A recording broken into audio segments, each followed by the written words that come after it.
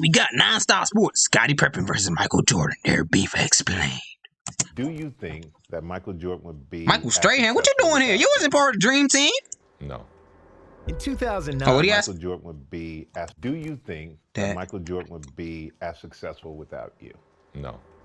In 2009, when Michael Jordan entered the Basketball Hall of Fame, the first person he mentioned and thanked was Scottie Pippen.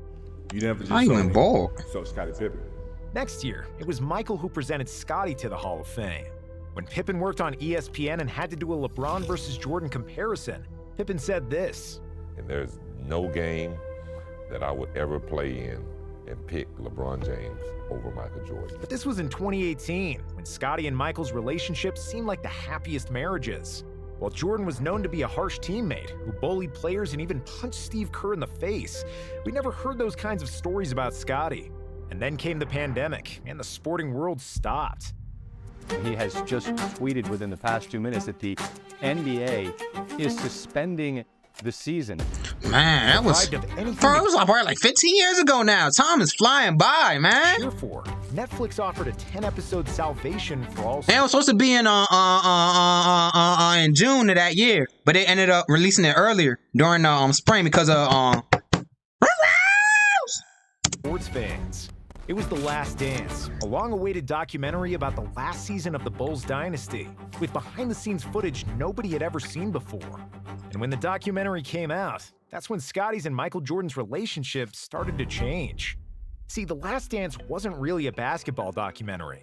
It was more like basketball was just a means to an end, and where historic NBA events were used to tell a preset narrative. And that narrative was to glorify the cult of Michael Jordan and his place as the basketball GOAT. The Last Dance presented basketball in a way that can be understood by non-basketball fans and casuals. It was directed in a way that puts an individual over a team, which is not surprising, considering that director Jason Hare needed Jordan's approval to make the film, and that Jordan's presence in the film was conditioned by his control over the content.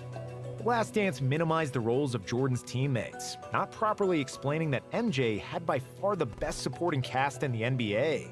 The documentary never mentioned that Steve Kerr was the most accurate three-point shooter of all time, that Horace Grant made 4 all-defensive teams, or that Tony Kukoc was the best European player and the most versatile power forward in the NBA. The doc barely mentioned a defensive ace Ron Harper, and they completely failed to say a single thing about center Luke Longley.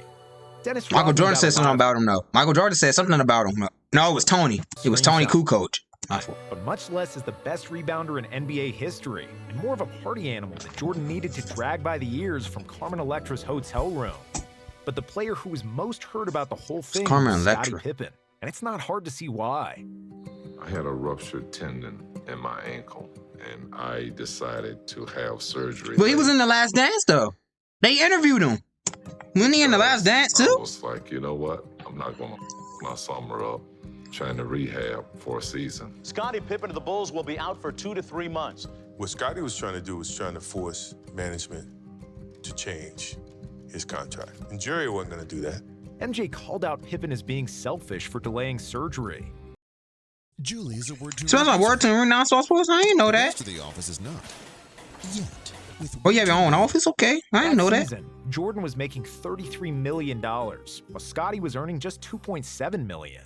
While the second episode of the documentary did center around Scottie and his unbelievably hard road to the NBA, in the end, the focus of the narrative quickly returned to MJ. And despite being so Jordan-centric, The Last Dance was a successful project because it achieved 3 goals. It managed to entertain and occupy the sports world in the biggest absence of sports since the 1860s. It served as a nostalgia for the people who lived through the Bulls dynasty, and it revitalized the interest in Jordan among the younger generations. If we look at the doc as an entertaining story for the masses, The Last Dance absolutely killed and knocked it out of the park. But in terms of explaining basketball... He on the court, he probably hit a ref. Yo, imagine a ref getting hit by a chair. He'll be suspended for like 2 full seasons. Backfired completely. In May 2020, after the last episode, also probably rescinded to like 1 full season. Text to Scottie Pippen. What's up, dude? I'm getting a word that you're upset with me. Love to talk about it if you have This time. Is real? Pippen did call him back and explained his displeasure with how the rest of the Bulls were portrayed. When asked about it, Scottie backtracked a little bit. This documentary has not changed our relationship. We will be friends forever. You said I told that? Michael I wasn't too pleased with The Last Dance. He accepted it. He said, hey, you're right. That was pretty much it. But it wasn't it, and this comment aged badly really quickly. In 2021, Pippen started to unravel his feelings about Jordan, issuing a series of comments during the promotion of his autobiography titled Unguarded. Scottie told a story about how Jordan used to cheat him out of $100 during each Bulls game by bribing the staff to tell him who was going to win Jumbotron races. During a GQ interview, Pip accused Jordan of being selfish for leaving the Bulls to pursue a baseball career. What did you think when he said he was going to go play baseball? Yeah, it was a big decision, but it was a selfish decision, but it was kind of who Michael Jordan was. Implying that he spent too much time grieving the death of his father. Scottie also downplayed Jordan's flu game, saying that he didn't receive any praise for playing the 1998 finals with a herniated disc. But the biggest criticism about Jordan the player was when Pippen said that the Bulls didn't win 6 rings because of MJ, and that they did it in spite of him. Seeing again how poorly Michael treated his teammates, I cringed, as I did back then. We didn't win 6 championships because he was tough with the guys. We won in spite of his bullying. He called him a bully. Team basketball, which hadn't been the case my first 2 seasons. Yo, Scottie must be going through something, man. Wishing nothing but the best for all of y'all, man. Everyone in this world, man. We all one of one of a kind. You know, special in unique way. I may go as far as to say Mike ruined basketball. In the 80s, it's clear as day that Scottie's going through something. It's based off his comments, because it is just crazy. Have everyone moving the ball around, passing to help the team. That stopped in the 90s. Kids wanted to be like Mike. And Mike didn't want to pass, didn't want to rebound, or defend the best player. He wanted everything done for him. That's why I always believed LeBron James was the greatest player this game has ever seen. Yeah, because he didn't even say Michael Jordan is the best. Like a few minutes ago. He does everything. And wishing nothing but the best for him, man, and everyone.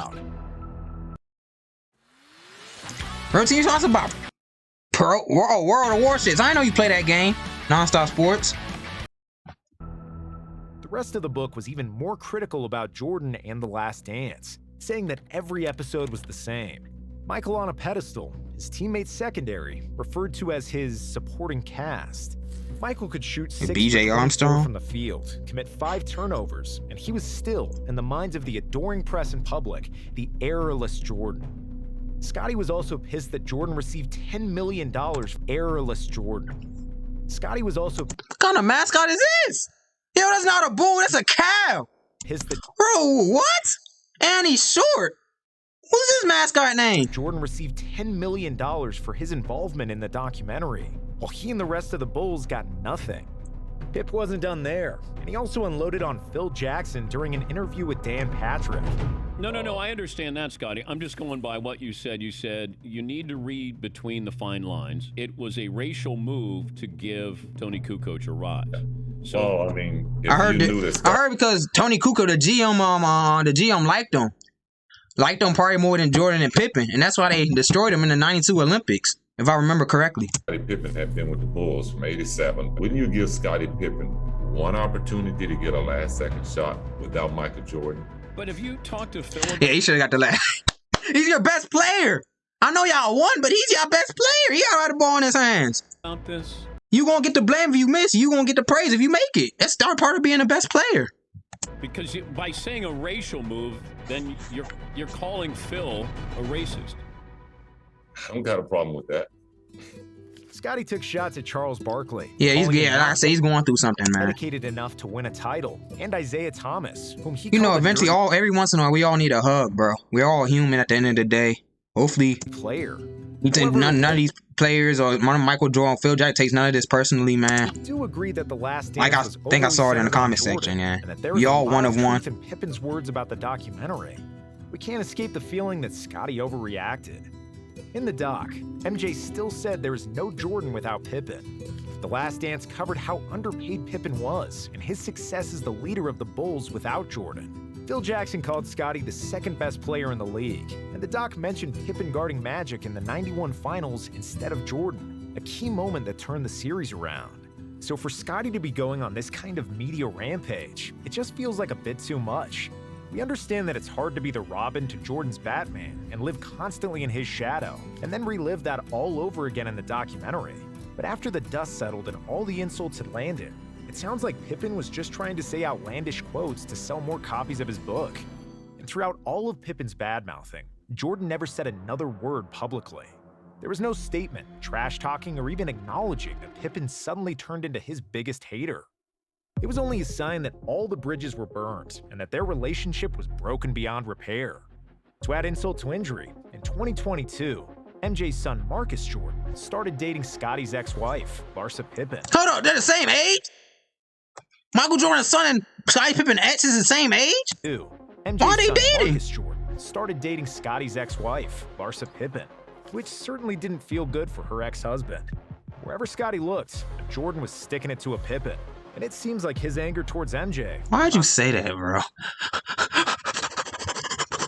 Why did you say that? Stop anytime soon. Like I said, man, wishing nothing but the best for everyone, man. We all one of a kind.